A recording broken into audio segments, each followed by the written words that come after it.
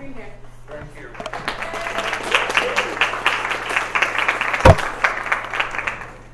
It's great to see you all. And I can remember well both being a graduate student and an undergraduate student. Undergrad students have fun. Graduate students, in my experience powerlessness. But great deal of good comes from that. Just to be a little specific, in Europe, when you go for a doctorate, which I did in Rome, this is true all over Europe, and you write your doctoral dissertation, one of the funny things that happens is, you have that chapter, that page, that contains the original contribution that you have to make that allows the thesis to be accepted and so on. We all know what I'm talking about. Well, what happens there is right on the brink of your defense, before you have the doctorate, your director publishes the article on your original contribution. So really, in order to shine, you've got to have two original contributions. Because the director takes the first one and you get the second one, whatever it is. And if there is no second one, well, it's kind of funny because by the time you publish the thesis, there is no original contribution in there. The professor already made the original contribution. Well, that's part of the fun and the powerlessness of being a graduate student, but it's well worth it. It's well worth it, no matter what they say. Great news last Monday with regard to this place. I received last Monday my letter back from the Holy Father through his vicar. The Holy Father has a vicar for dealing with bishops, who's a cardinal. I received my letter back from him responding to the report of the status of the Diocese of Madison. And with that report, we send a lot of hard evidence to back up what we say, but the Holy See has access to all sorts of information. Like, not a few people, you can imagine, write poison pen letters to Rome about me. So they have all of that. And they have a report about the poison pen letters that have been sent to the Apostolic Nuncio in Washington. And they have hearsay evidence from talking to bishops from all over the world. So it's not that everything that is claimed in our report they take on our word, though it's presumed that the bishop wouldn't lie, and I didn't lie. But anyway, comes back, and it's 2 pages, single-spaced. So a paragraph in that much text is a lot. And there's one whole paragraph there in which the cardinal expresses for the Holy Father his particular appreciation for the new evangelization which is carried out at the University of Wisconsin-Madison. Very specifically. And there's only one other specific thing in the letter, specific, that's praised like that, that's singled out, and that is our culture of vocations. So, you have the Holy Father behind you, impressed at what the Holy Spirit is doing here, and also wishing you very well. The letter also mentions 2 aspects of the Church's mission that they think we've done well in general and want us to continue to focus on. and they would be of interest to you and necessary for you to hear as being present at the University of Wisconsin-Madison. The first is the defense of the truth, the defense of the moral truth in the public forum. And the letter added, defense of the moral truth, always offering a word of hope, which I try to do. But that means, and I just mentioned it to our priests, that we don't walk away from the tough issues, the tough moral issues like abortion, euthanasia, and so on, like the defense of the truth about marriage, like the defense of religious freedom,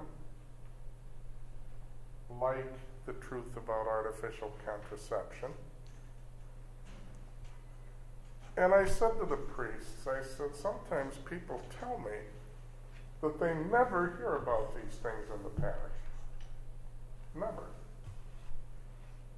Obviously, because we're commended for this, that's not true across the board.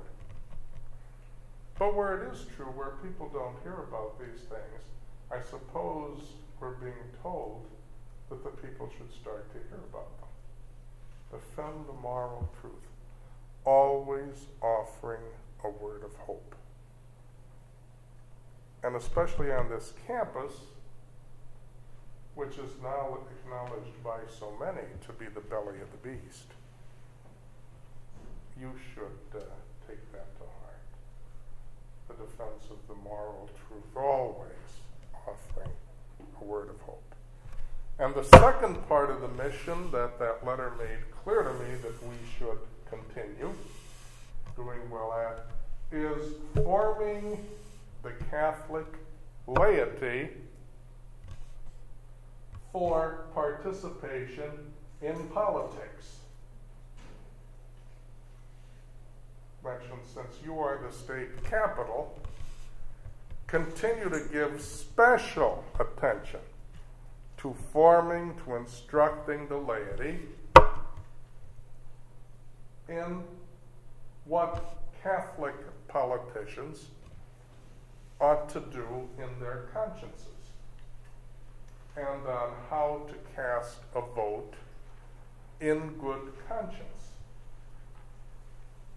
So, there are not a few people out there who, when they run into me, say, you know, Bishop, I think it'd be better for you and better for us if you stayed out of politics. And I say, well, I don't endorse candidates, but I talk about principles and how a Catholic should vote, a Catholic conscience, what those principles are. And they say, well, you know, you take a lot of abuse, it'd be easier for you and it'd be easier for us. And I always say, well, when Jesus was walking up the hill with the cross, one of the things on his mind was not making it easier for himself or for others. And I try to invite a little spiritual attitude of sacrifice. Now, if somebody says that to me, I'm simply going to say, well, I hear what you're saying. The Holy Father told me to do just the opposite. Guess who I'm going to obey? Take a wild guess. But especially for any who might be law students, don't say politics is so dirty that I better stay away from it. Say politics is so dirty that I better go try to clean it up. It's meant to be a noble profession. And at its best, it's a very noble profession. And for the rest who are not called to be politicians, certainly think about being responsible voters and courageously and joyfully tell people what it means for a Catholic to cast a conscientious vote. Doesn't mean I weigh my feelings about different things. If there's intrinsic evil, I stay away from it. And people will say to me, well, that's as good as saying you shouldn't vote Democrat. And I say, if it's that easy for you to draw the conclusion, that is not my fault. I did not draw that conclusion, you did. And if it's that easy for you to draw the conclusion, not only is that not my fault, but indeed you should think about that even some more. If it's so easy to draw the conclusion from the principles. Because as Archbishop Chaput said, I can't vote for someone who would promote abortion. I can't vote for someone who wants to deny the truth about marriage. I can't vote for someone who wants to curtail religious freedom. What else is there to talk about? There's nobody running who despises the poor. There's disagreement about how best to help the poor. There's nobody running who despises the poor. But there is someone running who fights the natural law with every fiber of his being. And how could a Catholic vote? We uphold the natural law, not because we're Catholic, but because it's true. The natural law teaches us who we are as human beings. To contest the natural law is to diminish our own humanity. And with those opening remarks, that leaves me exactly at the place where I want to start. And that is, are you all pretty awake? Good. I like these things. So one time, I turned around and I quickly wrote something down on it. And I turned around and everybody was gasping. And I said, what's the matter? They said, that's some kind of an electronic thing and you can't do that.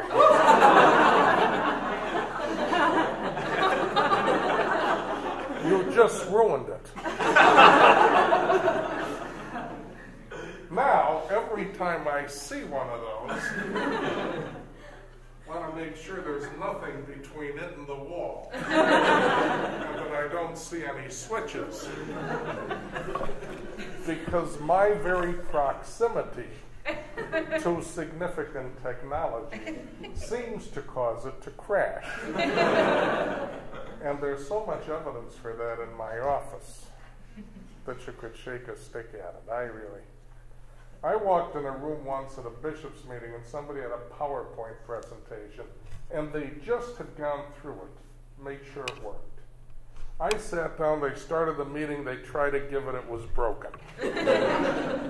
And I said, I'm sorry, I'll get up and go and sit in the back. Maybe if I'm farther from it and you can try it again, it'll work, maybe. And I got up and sat in the back and it worked and everybody roared. Those things just don't like me. Anyway, we live at an age when science as an enterprise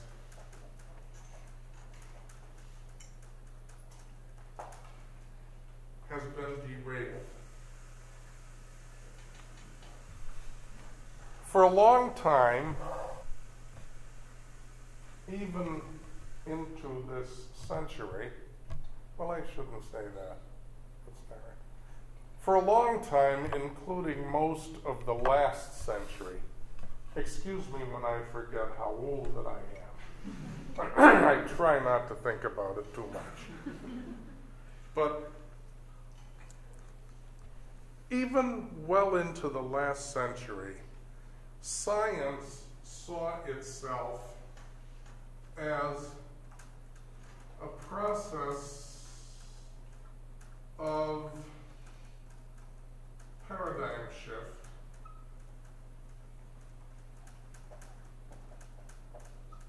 seeking the truth.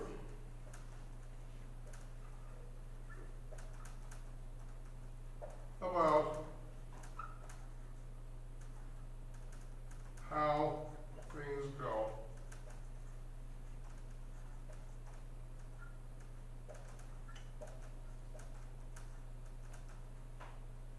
in the natural world.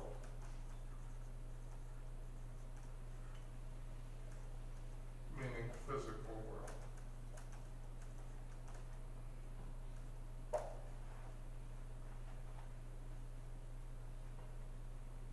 Science realized that Aristotle didn't have the last word, neither did Ptolemy, neither did Newton, neither did Einstein. They saw that down through history, science moved from one paradigm to another. Frequently, the paradigms were not reconcilable. Usually, there was no continuity of paradigm. But the successive paradigm was chosen on the basis of its ability to work for prediction and explanation of nature.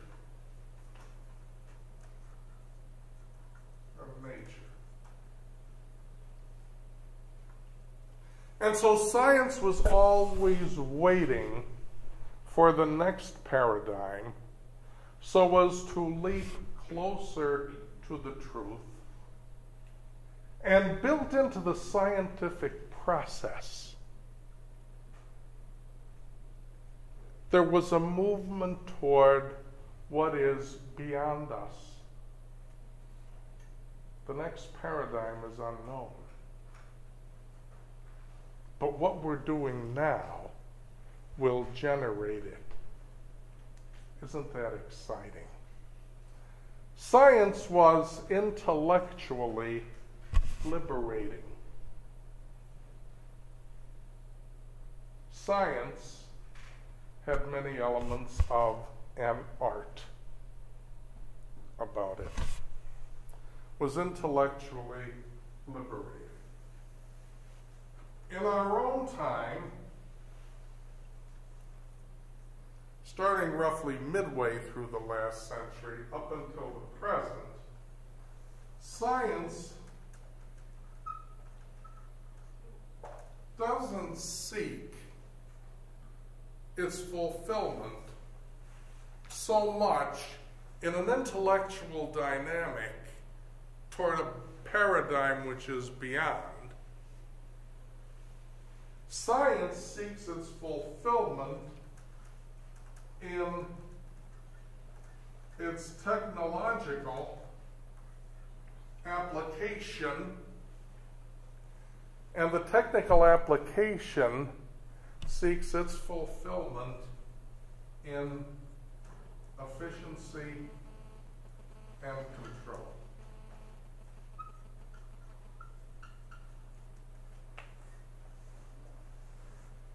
Science traditionally practiced through history had built into it an element of mystery.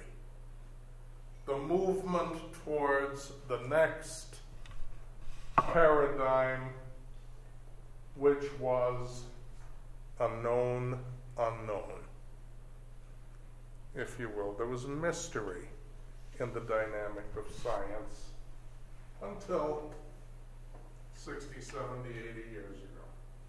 Once the technological revolution got off the ground, technology started to bring about an efficiency and a control which delighted those who did not want to be humble before a mystery, but rather those who wanted to take over and run the show and exclude mystery. There's no mystery left. We're in control with our technology and our efficiency. When you do that, you change human nature, which of course you really can't do. God created human nature to be what it is, and no one has the authority to tamper with it. But when technology can create babies without sexual intercourse, and when social engineering can move society toward a place where there's some country that just, not the USA, but it just ruled that the words father and mother cannot be used in legal documents. They have to say parents. So God didn't create them male and female. Well, how did he create them? He created them to be born, and then use technology, and at some point early on in life say, well, I think I'm a girl. I think I'm a girl. And if the person who says that happens to have long black lamb chops like Vince in the back, well then there's something that needs to be done about that, it seems.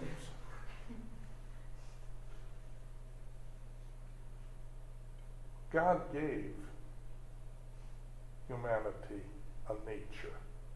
Male and female, he created them. The state didn't do that, and the state can't change that. But technology can. So this kind of science begets a mentality where man's nature is not to have a nature, where man's nature is to use technology to define a nature. And if you can define the nature of man, redefine it, then you can redefine marriage or anything else you want. True science is a gift from God. And faith and science strive toward the same truth with two very different interests. Faith and science are natural friends, not enemies. Why? Because if science is practiced in good faith, then there is no worry about limiting what kinds of experiments should be done. If science is practiced under God, God has not booby-trapped the universe. And so one doesn't have to be afraid to experiment as if one were going to set off one of God's booby traps out there. There are no booby traps. If scientists respect God and nature, they can perform any experiment they want. They respect God and nature. God so loved the world, he didn't fill it full of booby traps. But if the world is this way,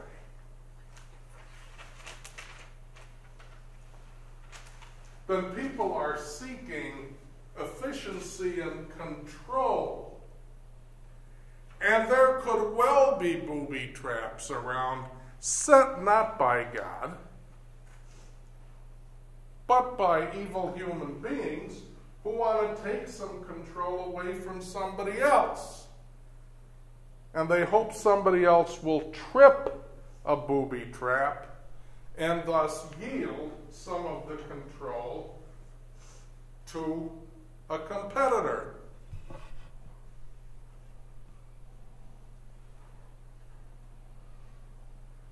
So, from a state of real human nature, we go back to what some philosophers call the state of nature. Homo homini lupus. Competition for control. What does that mean? Homo homini lupus. Man is a wolf to his fellow man.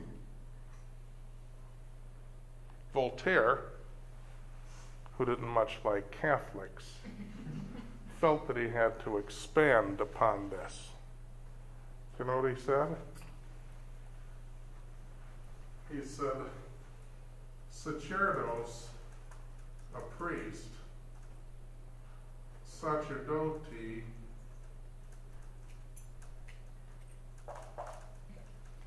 lupior. A priest is even more of a wolf toward his fellow priest. Didn't like Catholics. And then he put the crowning glory on it when he said, Jesuita, Jesuite, lupissimus. A Jesuit is most a wolf to his fellow Jesuit. That's Voltaire, no friends of ours. But, so this is the world we live in. It's a world of competition for control. Control comes through technology, and science pumps out the technology. We always need new science to be applied by way of technology, and that's where we get control and dominion. This is the world in which Sartre is right.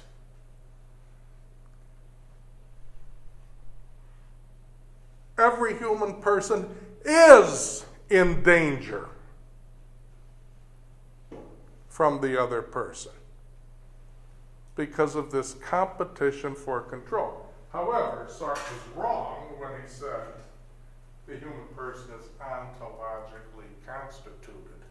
That is, the human person is by essence, by his very essence, a danger to the other.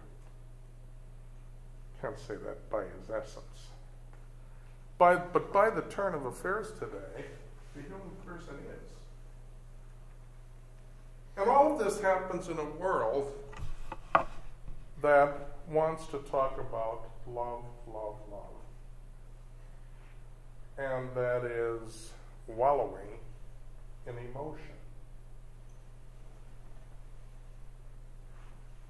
I mean, if you look at the news, it gets absurd. You know, some woman has lost her husband and her children. He killed the children and then he killed himself. And there she is, distraught and destroyed.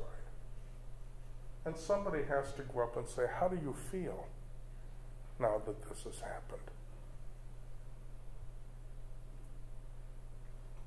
Doesn't take a rocket science to know the answer to that. But no, what they have to do is see if she'll break down and throw herself on the ground in grief. Why? Because a culture that's all about technological control and efficiency, where nothing beckons one beyond, where every attempt is made to exclude mystery, what's left besides technological control? How do you take a break from technological control? The Romans said it, panem et circenses, bread and circuses. So that mystery, which always clothes beauty, is put aside, and what we're left with is the satisfaction of instinct, one kind of entertainment or another. And it pervades all of life. This, for example, is what has happened in many places. We seem to be coming out of it, but this is what has happened in many places to the liturgy of the Holy Roman Church.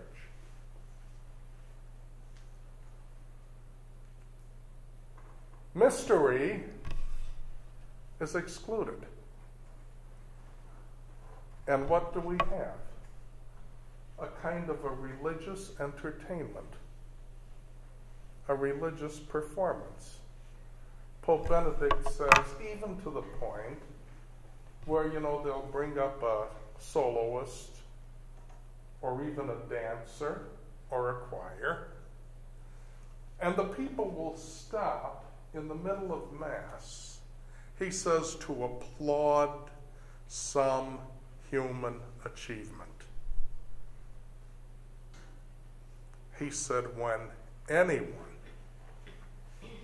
stops during Mass to applaud a human achievement, liturgical truth has completely disappeared.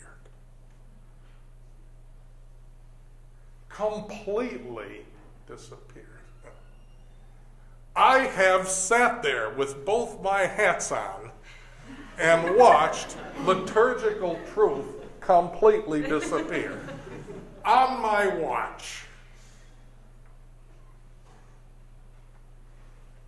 It's gotten much less because I'm not that happy about it.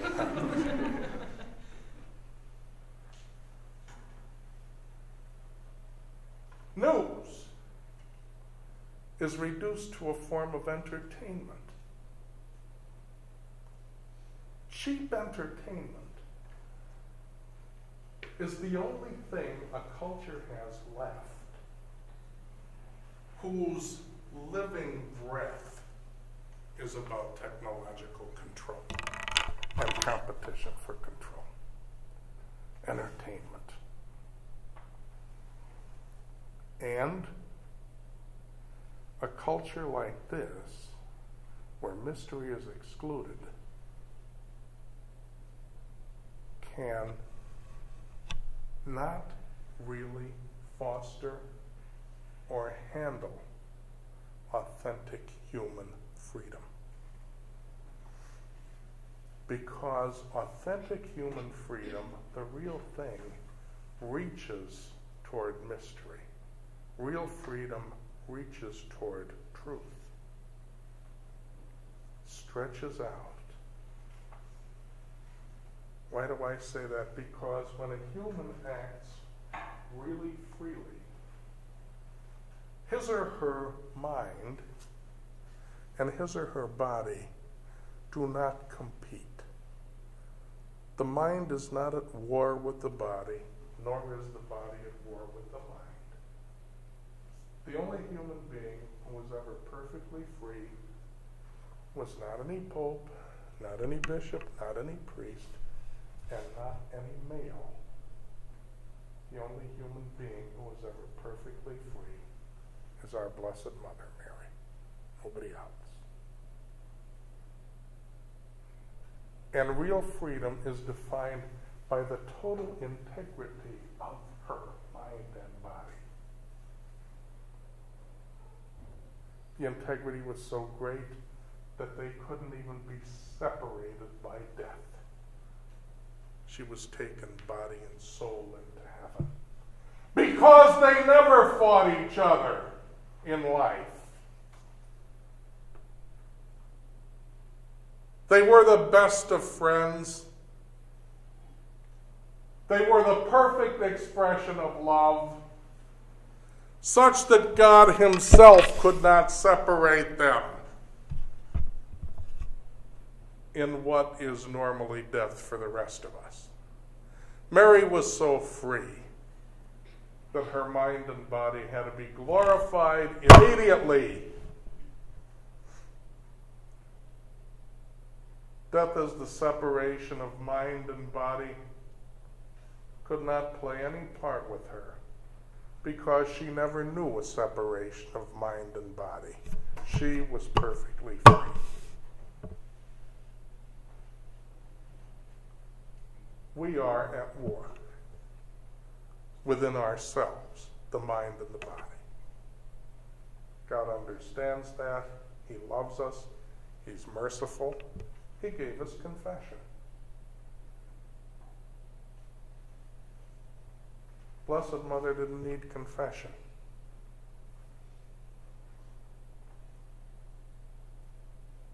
We need it. And thank God we have it. And it's so available. But this is our world. This is a world that excludes mystery,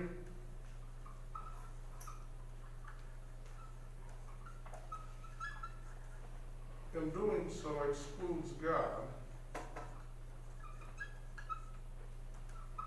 and excludes real freedom. Because that real oneness of mind and body working together towards something noble, which is what freedom is. Mind and body working together, not at war, for something noble, and choosing that can't happen without God. Because original sin broke us up. That's why there's a war between mind and body, and only God's grace can heal it.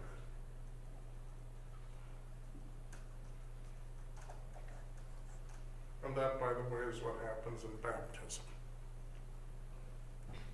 Baptism makes possible real freedom by taking away original sin, that is, by healing the war between mind and body,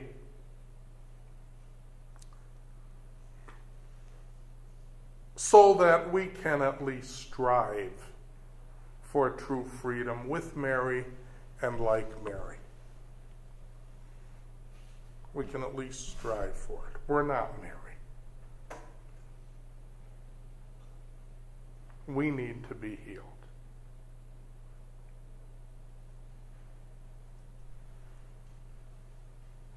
The world excludes all of that. Instead of beauty, the world gives us entertainment of a rather low grade, entertainment that involves some kind of satisfaction of instinct. I asked the high school kids at confirmation, is the music of Lady Gaga beautiful? And they tell me yes. And then I say, what do you mean by that? They say it's cool. That means you like it. It makes you happy. It satisfies your instinct at a very low level.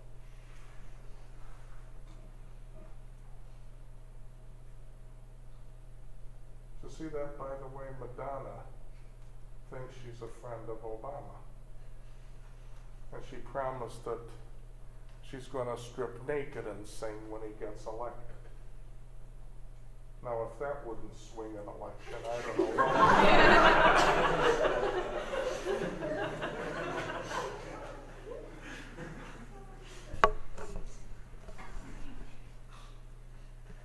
So, a little laugh and we all wake up again, isn't it great?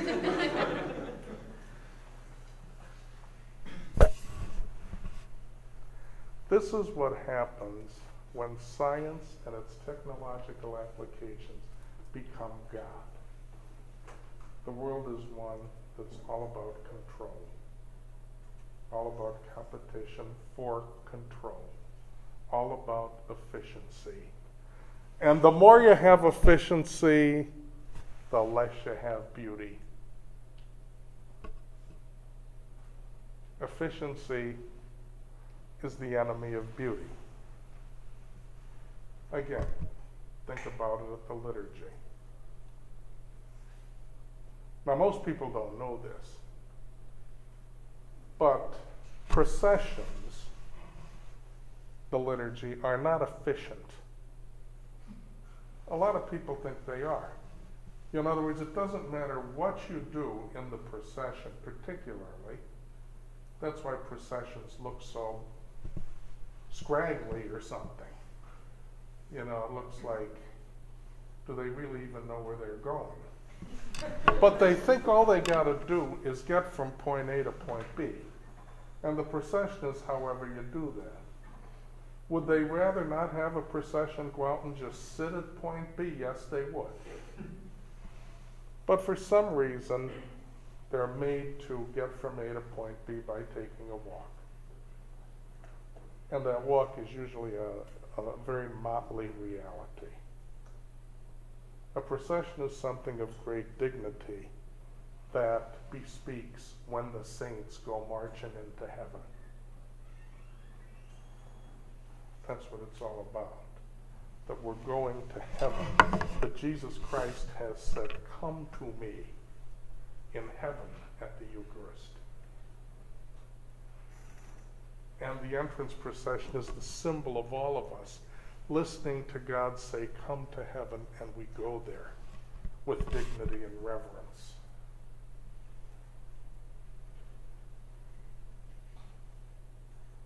Those entrance processions don't often look like that.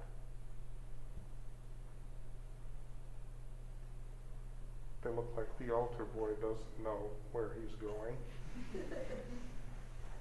They look like one of the readers is trying to show off maybe her new dress, which is quite short. That's the kind of things you see in entrance processions. I never guessed they were at the threshold of heaven.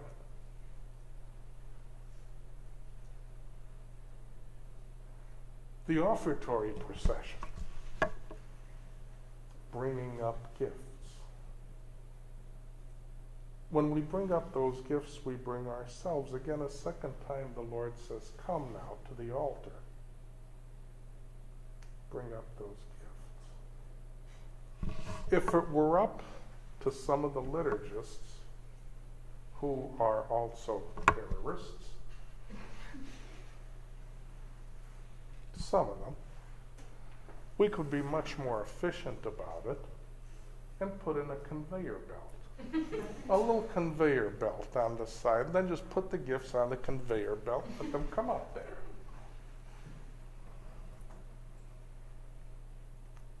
That's a liturgy for our time. Why not use the conveyor belt? It's more efficient. Efficiency and beauty, efficiency and mystery are not good partners.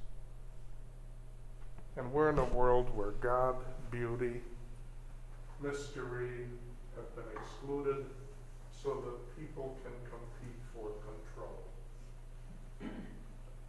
And when they need a break from that competition, some kind of entertainment that that satisfies the lower passions and that people call beauty. No true freedom. No true freedom. That's why we need a new evangelization. That's why the beauty and truth and goodness of Jesus Christ have to once again take possession of the earth, the hearts and the minds of the believers, especially the hearts and the minds of Catholics, who would be just as happy to have a conveyor belt at Mass, or who are just as happy to sing vapid songs with meaningless lyrics. Give us the courage to enter the song. Give us the courage to, it doesn't take any courage to enter the song. If you want to sing this song, you need to be silly. You don't need to be courageous. This song is for silly people, not brave ones.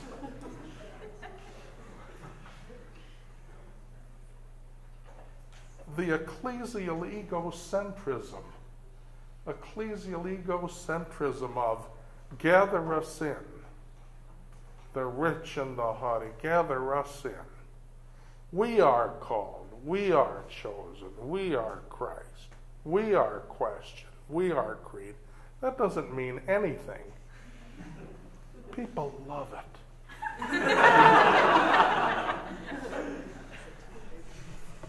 It's religious entertainment that satisfies the lower passions, all centered on me and my friends here. Very little thought when singing those songs given to the saints in heaven with whom we worship. The saints don't want to sing those songs. Saint Jerome was always crabby in life. He's probably still crabby. He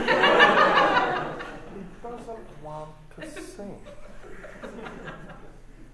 Here I am, Lord.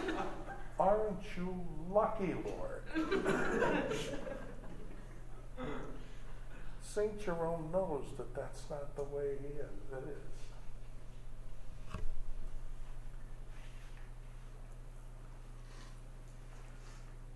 Liturgy reduced to religious entertainment is what we call the spirit of Vatican II.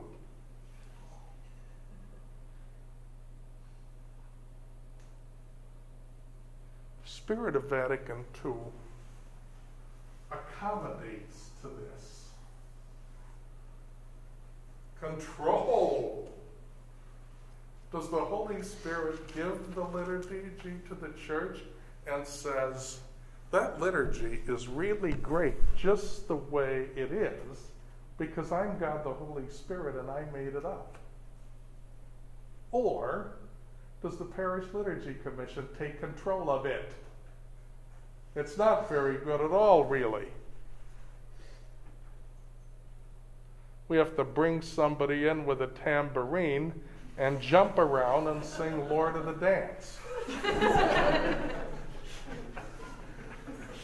Or, if you'd rather the cha-cha, we come to your feast, cha-cha-cha. Cha-cha-cha. It's entertainment! Oh, they love it. The way they love entertainment. That's the sad thing. And they don't know that doing those things doesn't evoke the highest love of which they're capable. It evokes the kind of love that people experience at a Lady Gaga concert when they love that kind of entertainment.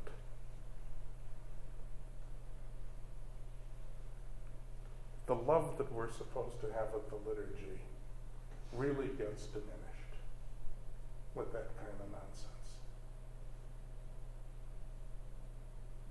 That's why you're so lucky here to have priests who are real liturgical leaders.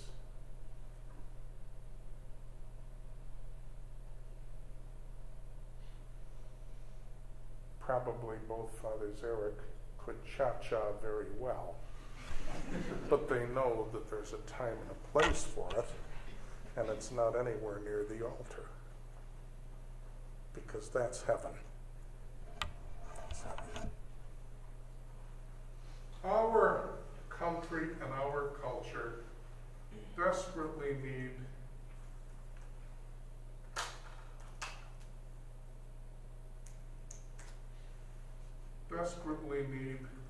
mystery, beauty, true freedom,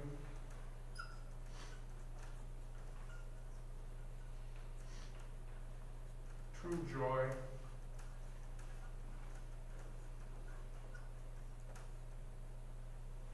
another statistic came out, more people are dying from suicide than from automobile crashes. Where's the joy?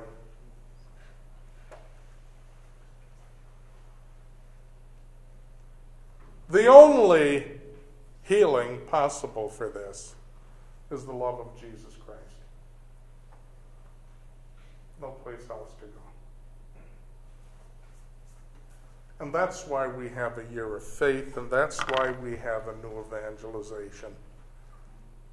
Because we're running out of time. This spiral that we're in is moving fast toward the point of no return.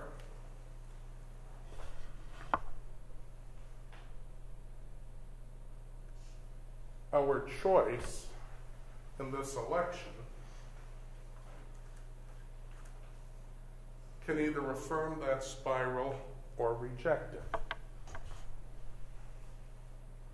There's a lot more at stake here than an election. It is the most important election of my life. And insofar as we can, we have to do the right thing, because this election will count in eternity. Because we're very close to the point in this country of no return when it comes to saving mystery, beauty, true freedom, and true joy. We're in a different world where all happiness is reduced to my instinctual response to something I like, my instinctual response to something that entertains me. That's as close to beauty and mystery as we get. How impoverished we've become. But Jesus Christ can change all that. And those of you who are in his image and likeness through baptism and confirmation and Eucharist, you can be his instruments to change all of that. You have to be, and I have to be.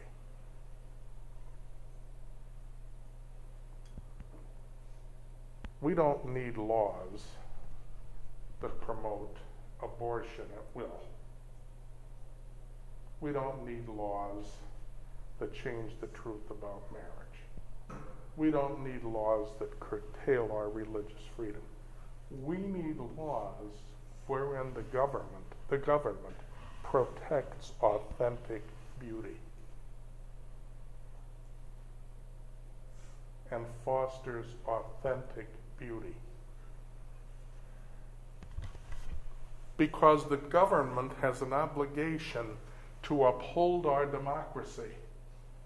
That means to uphold true freedom. And the way that the government upholds true freedom is by safeguarding mystery, safeguarding beauty, safeguarding true joy, not freeing people, in quotes, to go and seek joy in the lowest regions of our human nature.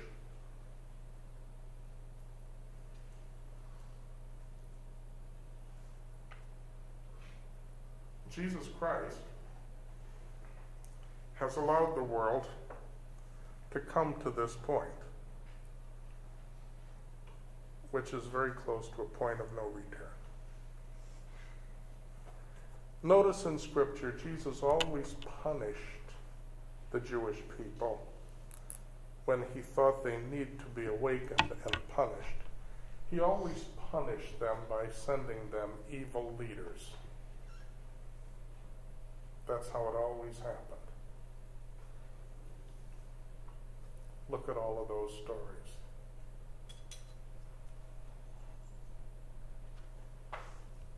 King Saul, and so on.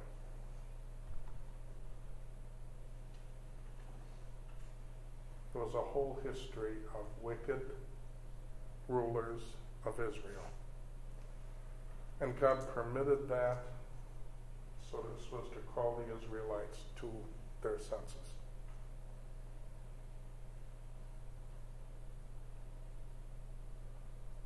Jesus Christ can change all that. He's the only one who can. So I hope and I pray that you and I will do the right thing and stay very close to Him so that we can share in the victory of His unbelievable power and His love for us, which is unreasonably merciful. Praise be Jesus Christ. No. And I'm finished.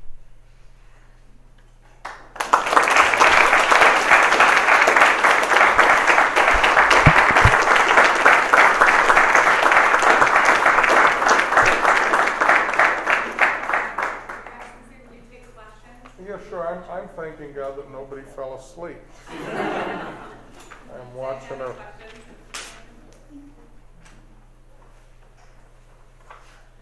Please. Do you think the role of the government is, you're saying that the role of the government is to, provide for and protect mystery and beauty and true freedom and true joy? Do you think that's the role of the So that it protects democracy. So that it protects democracy. Those things are necessary for democracy. Okay, well, I was just sort of thinking that, is it that, or so that it's just that it protects true freedom so that we can pursue, true joy and beauty? Well, that's I would say it that way. In other words, the government has to create the condition where we can freely promote those things. The government should favor whatever favors democracy. Not force it, but favor. We have to stay free. That's a very good point. That's a very good point. The government creates the environment where we are encouraged to use our freedom for true beauty, true mystery, true joy, and true democracy. That's excellent. You stated, or seemed to state that science is in a rather dire state right now. I was wondering, when you were writing that up on the board, that it's a process of paradigm shifting, and then in the vein of Newton and Aristotle, the thing that actually came to my mind was, I think it was July, they proved the Higgs boson, and I think it was this morning they showed evidence of water on Mars, or there used to be water on Mars.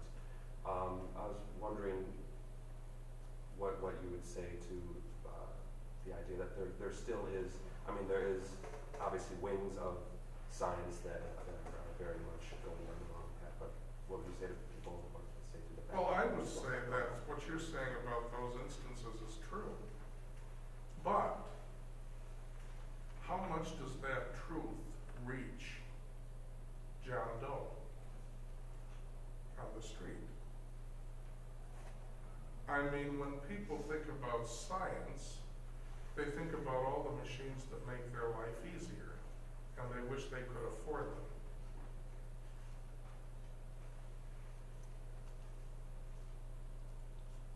You know, that seeps into all of us.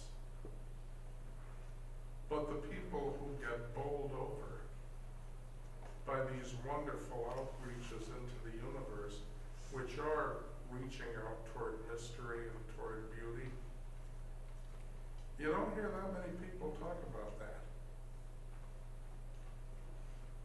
We've become a chicken in every pot country.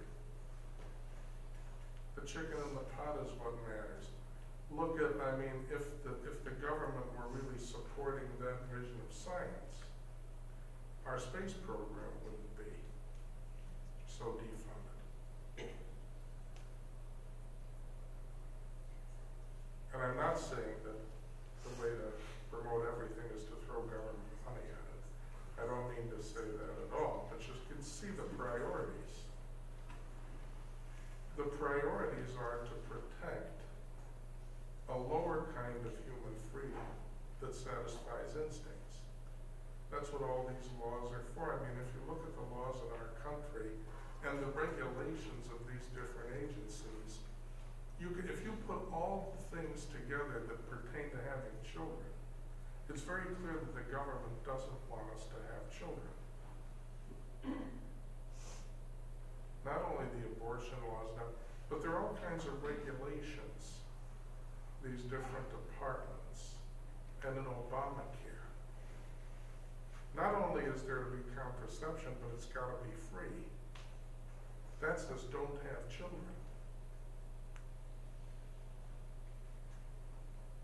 And that's their agenda. And we're that way, and Western Europe is that way. Islam is not that way.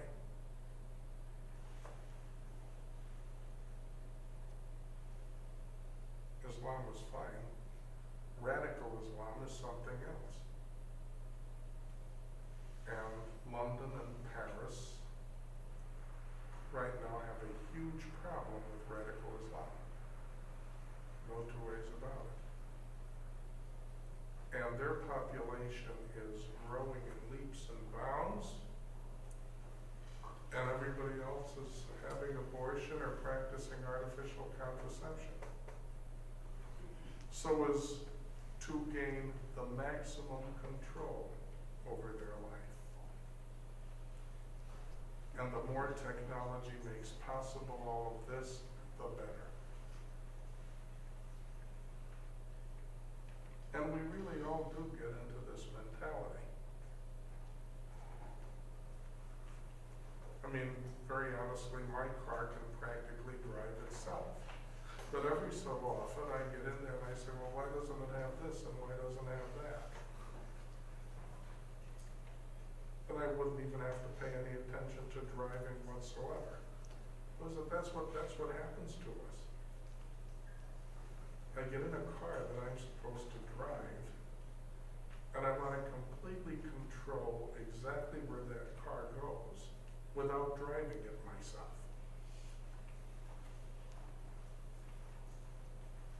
That's the psychology of our time. Control, efficiency, those things bring about tremendous convenience.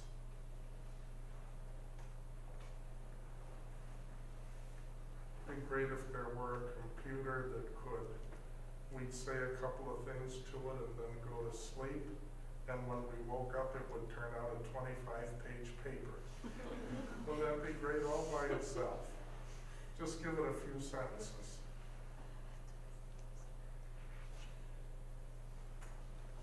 Get it to put out 25 or so 25-page papers, and there you got your thesis. All you need is 25 good night's sleeps. Jason? Please. So I have two questions. Pardon? I have two questions. So Yeah, why don't you stand up? okay, thank you. So my first question is, with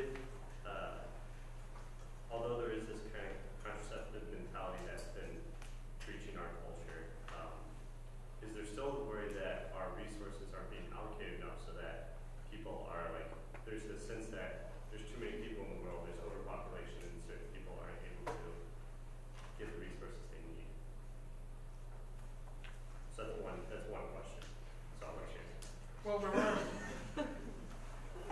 you know, if you just move around, there aren't too many people in the world. Because of control and greed, there are too many people concentrated in very small areas.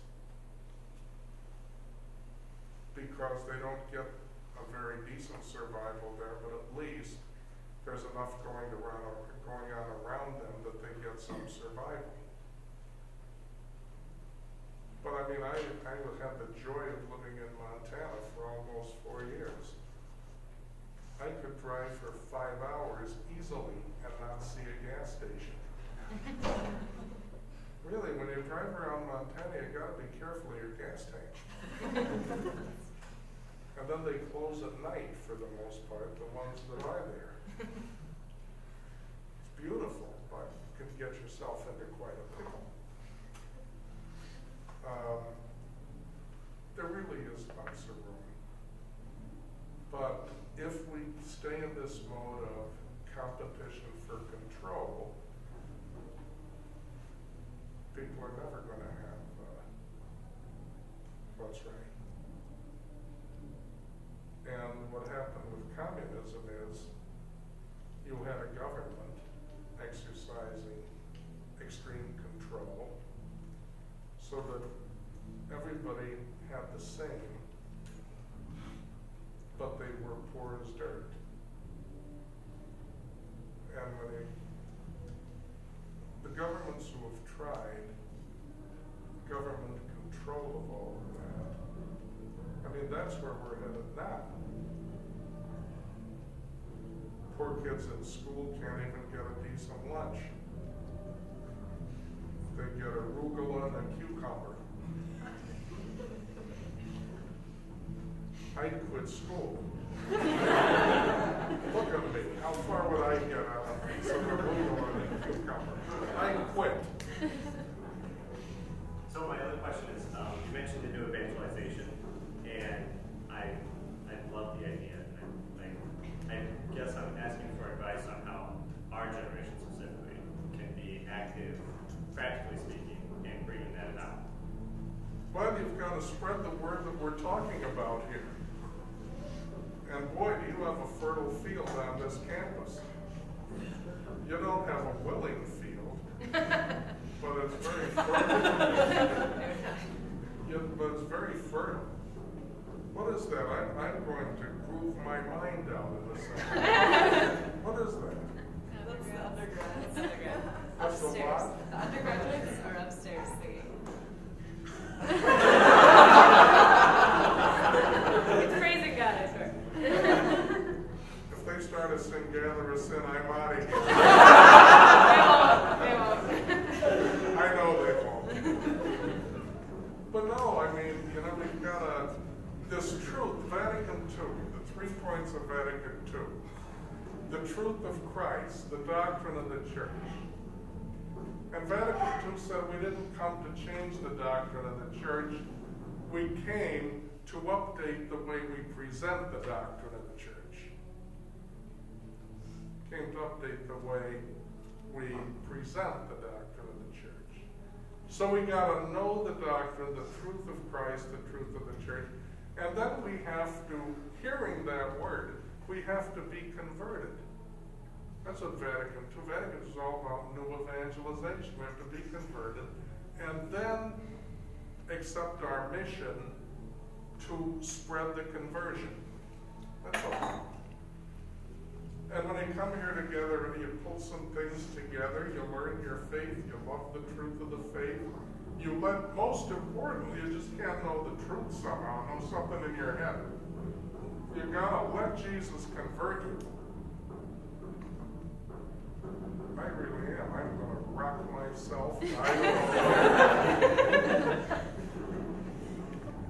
I used to, you know, I lived in the dorms with the undergrads for 11 years. And every so often I'd hear something like that. But I was in charge of the dorm. This was way back in the late 70s, the early 80s. And I would just walk in and pull the plug out. It was that easy then. Now I'd probably get sued. I don't know for what.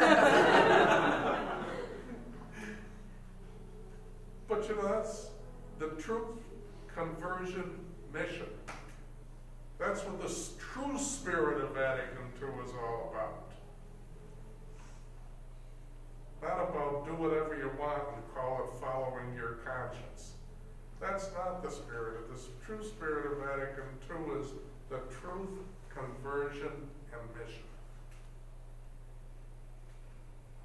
So as scientists, how can we try to reintegrate this mystery and beauty back into our professions? Well, again, you got to talk about it, but you got to live it.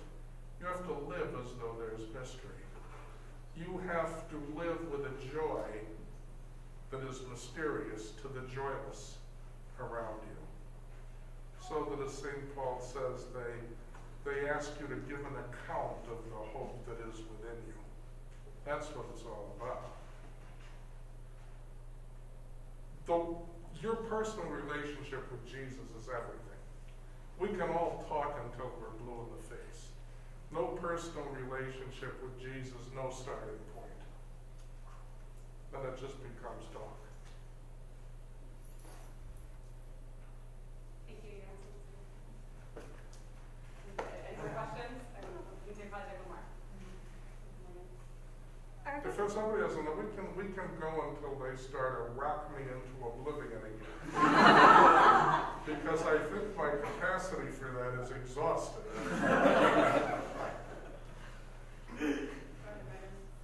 I was just wondering, is there an appropriate role for technology and efficiency in our Say society? that part, I'm Is there sorry. an appropriate role for technology and efficiency?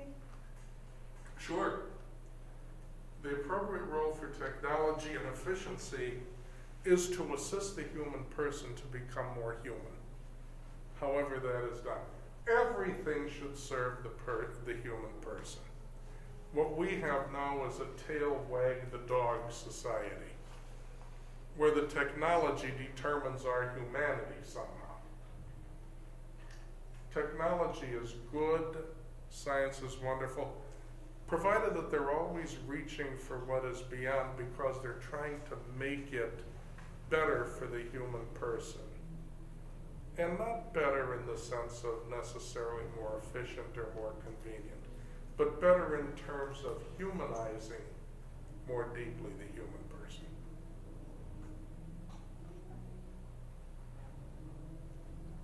That's not so bad. Yeah. How do you usually handle the separation between church and state, in that it's all about the pursuit of mystery, beauty, freedom, and joy? I guess, where does it become? Because there's certain people who just aren't going to want to pursue that, and they'll never follow our beliefs. Sure. Where is the line drawn between forcefulness and our own, I guess, That's an excellent question.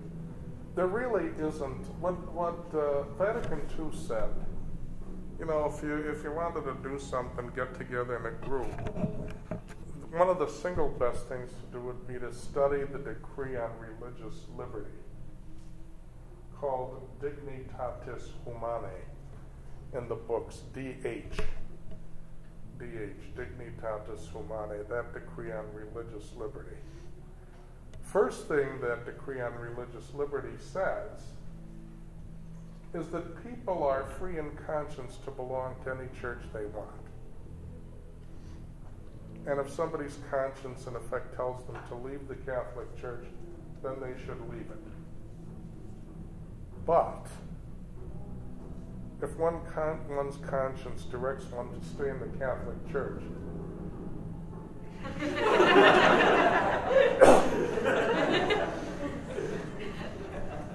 I'd really let myself go, you know, but it's not pretty. I mean, I'm too big to let myself go. So I'm kind of tempted to just, as I said, groove myself into oblivion. But if you want to talk about something that's not beautiful, but no, seriously, that's a very good question. So we're not free in conscience to stay in the church and change it. You know, we don't want the church's teaching on abortion. We don't want the church's teaching on marriage. We don't want the church's teaching on religious freedom. we'll tell you what we want. We like the church's teaching about the poor. We'll take that. We don't want any of that other stuff. How can you say that and still be a Catholic? Well, I'm following my conscience. At the beginning of that document, Vatican II says specifically that you cannot do that in the name of conscience. You can leave the church in the name of conscience, and that can be a holy thing. But you cannot stay in and change the truth of Christ in the name of conscience. Vatican II went on to say that religious liberty refers to the limitation of the government vis-a-vis the people. Religious freedom is restriction about the government, a restriction of the government. That is, religious freedom means the government may never force anyone to practice a particular religion, nor may the government ever force someone not to practice. So religious freedom, as far as the church is concerned, is a limitation of the power of government. The government doesn't force people to practice. The government doesn't force people not to practice. And then the document goes on, well then what is the government's role with regard to religion? The government should favor religion. That's just another way of saying the government should safeguard mystery, beauty, and true joy, because when they do that, they're safeguarding democracy. They're safeguarding true humanity. And there is such a thing as true humanity. That's what our culture doesn't want to admit. But there is such a thing as true humanity. So, the separation of church and state refers to what the state should not do vis-a-vis the church. How does that apply to same-sex marriage then? I mean, we believe a certain thing, but how do we interact in politics in that manner in the church? That's also a very good question. How do we interact in that instance? We interact with great difficulty. Because the minute we say, I'm trying to protect true marriage, they say, you are anti-gay. And that's an emotional reaction. That's not an argument.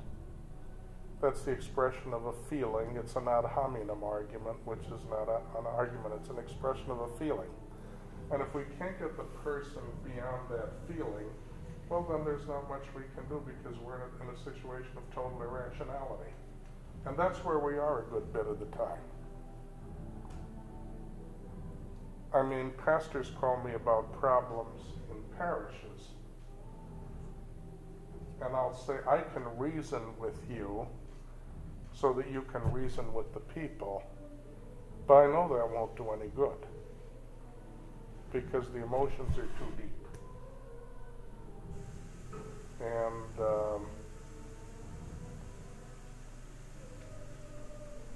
I have to remember this in case they invite me up there. I'd have to put on my grooving shoes. But, so, you know, that there's a real strong disagreement. We don't believe that there should be a separation between church and state, a hard separation. We believe that the church should favor religion, any religion, never forcing anyone to practice anything, any religion, never stopping anybody from practicing a religion. But religious freedom for us means a twofold negative for the state. And you see how terribly that's being violated. I thought maybe this would come up. This pertains now. Thomas Jefferson. To compel a man to subsidize with his taxes the propagation of ideas which he disbelieves and abhors is sinful and tyrannical.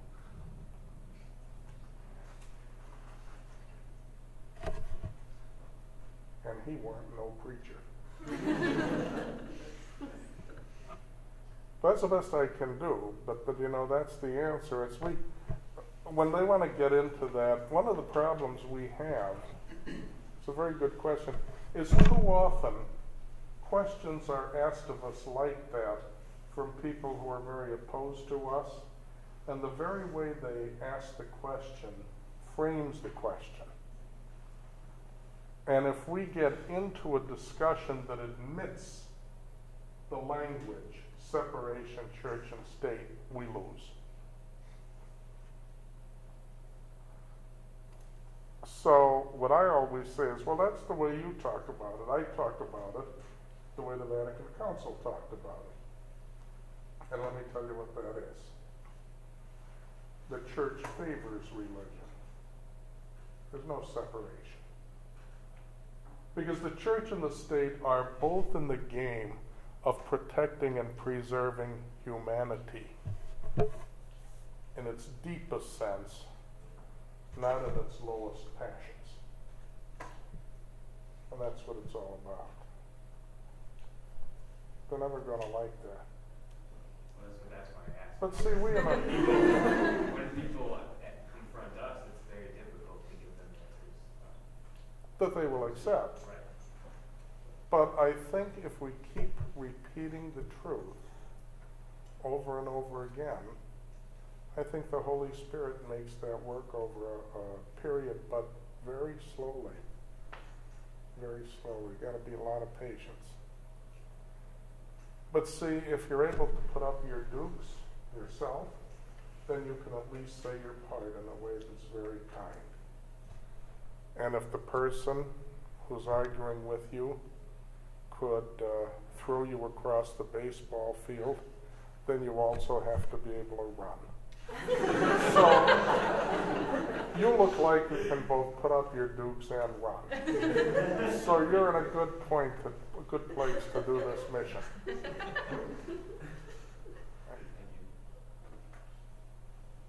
Anything else?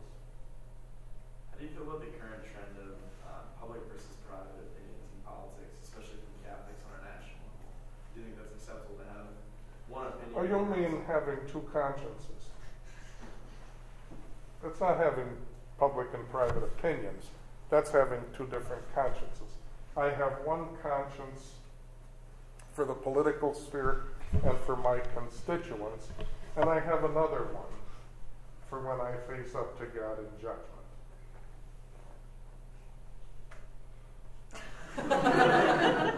God gave us each one conscience. It's not a matter of different opinions. You can only have one conscience. The theory of conscience was cooked up by Mario Cuomo and a bunch of Jesuits.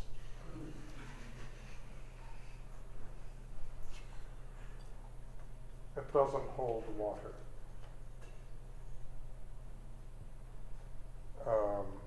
So there's no way a Catholic can hold that. Because Catholic then really literally has to hold that there's two consciences. And that's heresy. But what's heresy among friends? Like Mario and the Jesuits. I think Nancy Pelosi has 5 consciences. See, I'm not grooving, but I'll let it hang out in other ways. All right. Well, listen, thank you so much. You're wonderful. I love you.